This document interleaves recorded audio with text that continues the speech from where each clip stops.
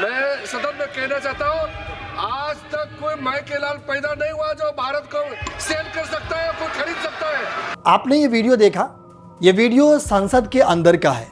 आज लोकसभा में बजट पर चर्चा हो रही थी, तभी अचानक से माहौल एकदम सियासी रणभूमि में तब्दील हो गया। मुद्दा था भारत अमेरिका ट्रेड डील और आरोप इतना ज्यादा बढ़ गया कि सदन सन्न रह गया। विपक्ष के नेता राहुल गांधी ने सरकार पर खूब हमला बोला, यहां तक कि राहुल गांधी ने देश को बेचने का आरोप तक लगा दिया। तभी सत्ता पक्ष की तरफ से केंद्रीय मंत्री किरेन रिजिजू ने दहाड़ते हुए कहा कि कोई माई का लाल पैदा नहीं हुआ जो देश को बेच सके। इसके बाद सदन में शब्दों की जंग तेज हो गई। जरा देखिए ये वीडियो। कि हमारा देश, भारत देश को आपने सेल कर दिया है।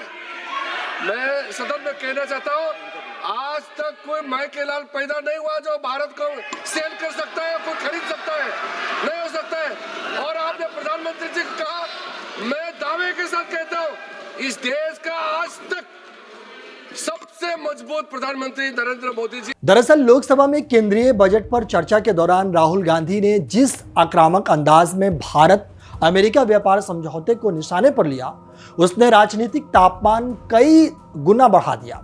उन्होंने साफ शब्दों में ये डील बराबरी की शर्तों पर नहीं हुई है कहा, बल्कि अमेरिका के दबाव में झुककर की गई है। ये बातें राहुल गांधी ने कही।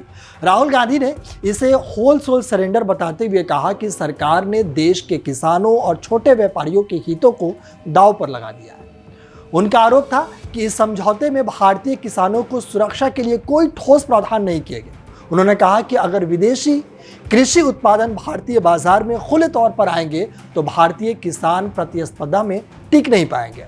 राहुल गांधी ने कहा कि ऐसा पहले कभी किसी प्रधानमंत्री ने नहीं किया और आगे भी नहीं करेगा। मंत्री किरेन रिजिजू ने पलटवार करते हुए कहा कि कोई माई का लाल पैदा नहीं हुआ जो देश को बेच या खरीद सके।